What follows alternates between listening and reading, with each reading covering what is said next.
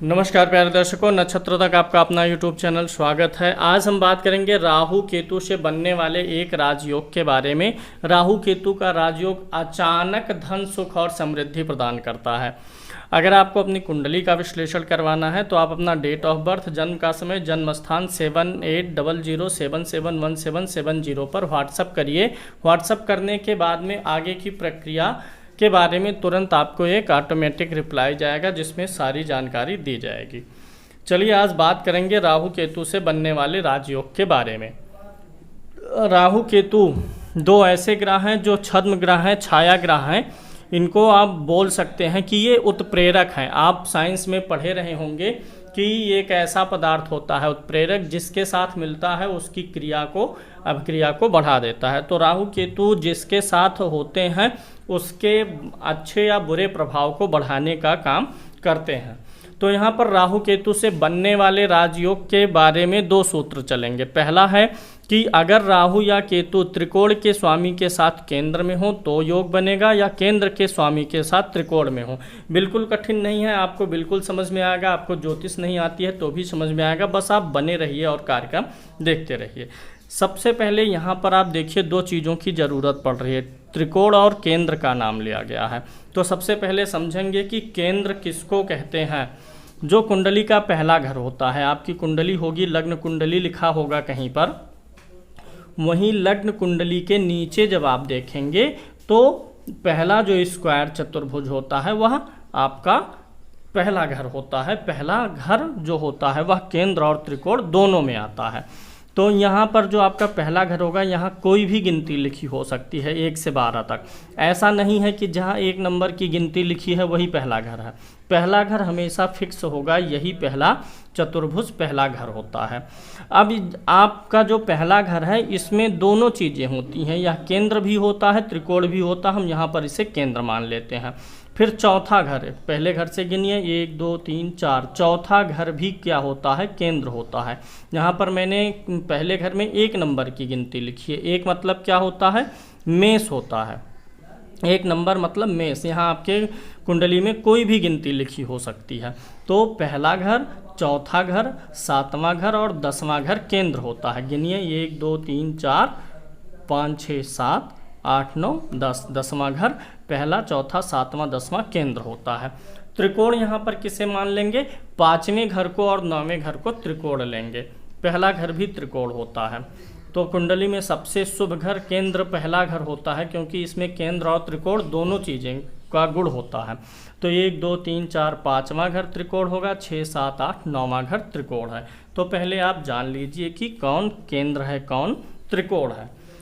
अब आपको क्या करना है, आपकी कुंडली में आपको ये पता करना है कि केंद्र जो है उसका स्वामी कौन है और त्रिकोण का स्वामी कौन है। बहुत ही आसान है। आप अपनी कुंडली सामने रखें और देखिए कि पहले घर में कौन सी गिनती लिखी हुई है। पहले घर में जो गिनती लिखी हुई है उसको यहाँ से मैच कराइए और उसका स्वामी कौन है आपको पता चलेगा। यहाँ 1 नंबर है तो यहाँ का स्वामी कौन हुआ, पहले घर का स्वामी कौन है, मंगल है। ऐसे अगर यहाँ आपके पहले घर में 5 लिखा होगा, स्वामी कौन है, सूर्य। 6 लिखा होगा तो कौन है, बुध। तो जो गिनती लिखी गई है वह गिनती आप देख के जानिए स्वामी कौन है। चौथे घर में यहाँ पर 4 नंबर की गिनती है, स्वामी कौन है, चंद्र हैं। 5वें घर में 5 नंबर है, 5 का स्वामी कौन है, सूर्य है। सभी केंद्र और त्रिकोण में आप लिख लीजिए किसका स्वामी कौन है। यहाँ 7 नंबर लिखा है, 7 नंबर का स्वामी कौन होता है, शुक्र होता है। मान लीजिए आपकी कुंडली में यहाँ 7वें घर में 1 2 3 4 5 6 7, 7वें घर में 10 नंबर लिखा है तो 10 नंबर का स्वामी कौन है, शनि। आप पहले ऐसे लिख लीजिए ताकि आप सही तरीके से कैलकुलेशन कर पाएँ। यहाँ 9 लिखा है, 9 का स्वामी कौन होता है, गुरु होता है। और यहाँ 10 लिखा है, 10 का स्वामी कौन होता है, शनि होता है। ठीक, बात समझ में आ गई होगी। आप इसको लिख लीजिए।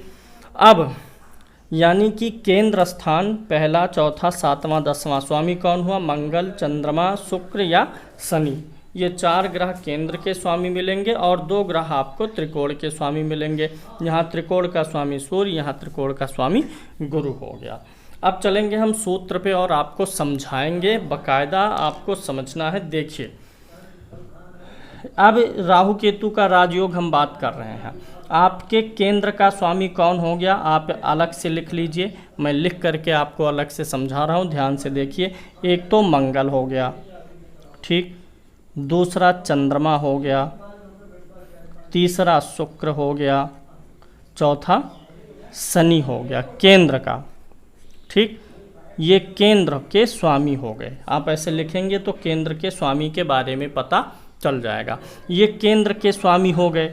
अब है कि केंद्र के स्वामी इनमें से कोई भी किसी भी ग्रह के साथ या सभी के साथ केंद्र के स्वामी के साथ त्रिकोण में कौन हो, राहु केतु हो। इनके साथ राहु या केतु हो। मंगल के साथ राहु में से केतु कोई एक हो, चंद्रमा के साथ हो, शुक्र के साथ हो, शनि के साथ, मतलब आप अपनी कुंडली के अनुसार देखिएगा। इनके साथ में किसी भी ग्रह के साथ राहु केतु हो या इनमें से एक के अधिक के साथ राहु केतु हो, कहाँ हो, त्रिकोण में। त्रिकोण कौन सा हुआ, यानी 5वें घर में हो या 9वें घर में हो तो राजयोग बनेगा। बात फिर से समझ लीजिए। जो केंद्र के स्वामी आप निकाल लीजिए, इस गिनती को देख करके उनको नोट कर लीजिए। अब जो ग्रह आपके आएंगे 4 ग्रह, उन 4 ग्रहों में किसी के साथ राहु या केतु किस घर में हो, 5वें घर में हो या 9वें घर में हो। यहीं से आप गिन लेंगे, 5वें या 9वें घर में केंद्र के स्वामी के साथ त्रिकोण में राहु केतु हो तो राजयोग होता है। अब दूसरे सूत्र पर चलेंगे। अब देखिए, दूसरा सूत्र यह है कि त्रिकोण के स्वामी के साथ केंद्र में हो। तो त्रिकोण का स्वामी कौन है, आप अपनी कुंडली में 5वां घर गिनिए, 1 2 3 4, 5वां घर ये हो गया और 9वां घर 5 6 7 8 9, 9वां घर। इन दोनों घरों में कौन सी गिनती लिखी है यह देख लीजिए। 5वें घर में 5 नंबर की गिनती है, यानी 5वें घर का स्वामी कौन हुआ है, सूर्य है। 5वें घर का स्वामी सूर्य। 9वें घर का स्वामी कौन है, 9 नंबर की गिनती लिखी है, 9 नंबर का स्वामी कौन होता है, गुरु होता है। यानी कि आपके कुंडली में त्रिकोण के स्वामी कौन हुए, सूर्य और गुरु। अब सूर्य और गुरु के साथ कौन हो, राहु हो या केतु हो। आपकी कुंडली में ये ग्रह अलग आएंगे, हर एक कुंडली में अलग अलग होंगे।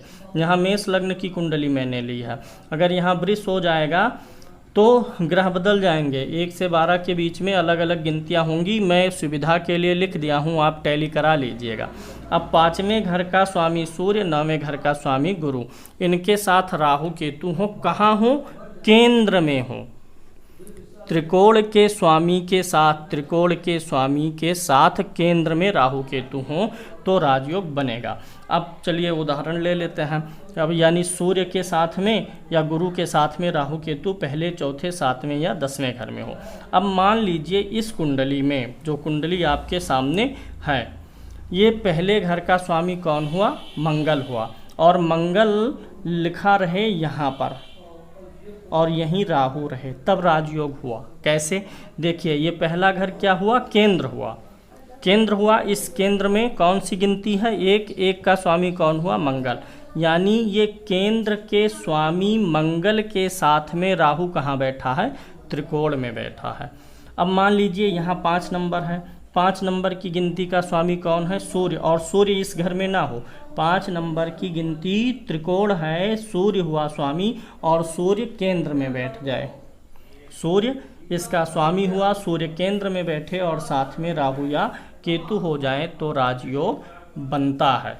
ठीक, यानी कि ये ग्रह जो है अपने घर में नहीं रहेंगे। पहले का स्वामी मंगल, यानी मंगल इस घर में नहीं रहेगा। मंगल पहले का स्वामी, चौथे का स्वामी, 7वें का स्वामी, 10वें का स्वामी, 5वें या 9वें में हो राहु के साथ, और 5वें या 9वें का जो स्वामी है वह इन चारों घरों में हो राहु केतु के साथ, तो राजयोग बनेगा, अच्छा राजयोग बनेगा।